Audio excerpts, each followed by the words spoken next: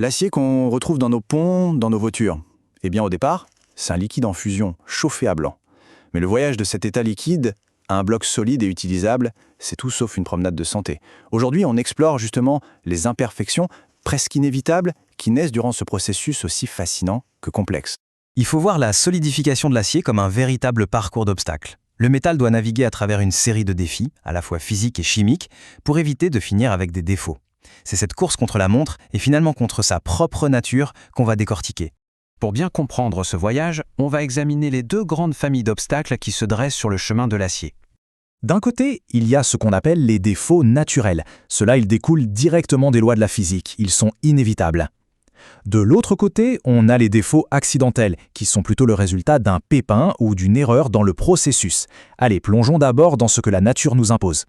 Alors, quels sont ces défauts qui viennent de l'intérieur même du métal, de sa nature profonde ? Le premier, et le plus important, c'est la rotature. C'est un phénomène assez simple à comprendre.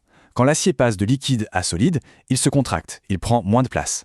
Et ce simple fait physique crée un vide, une sorte de manque de matière, quelque part dans le lingot. C'est ça, la rotature.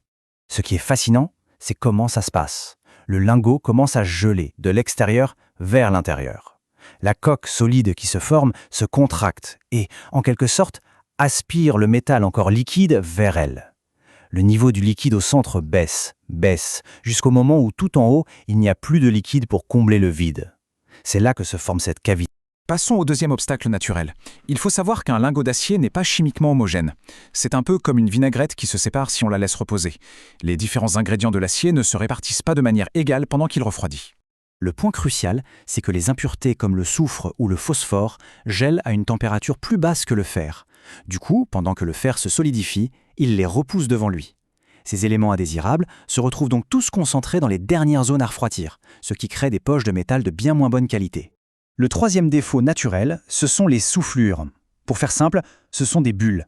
Pensez à une boisson gazeuse. L'acier liquide contient des gaz dissous, et en se solidifiant, il ne peut plus les retenir. Ces gaz essayent de s'échapper, mais ils se retrouvent piégés dans le métal qui durcit. Ça forme de petites poches de gaz, les soufflures.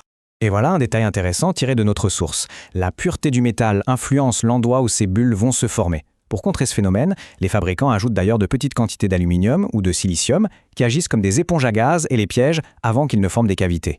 Bon, on a vu ce que la nature nous impose. Maintenant, passons aux erreurs humaines, ou du moins aux accidents de parcours, les défauts qui ne sont pas causés par la physique de l'acier, mais par le processus lui-même.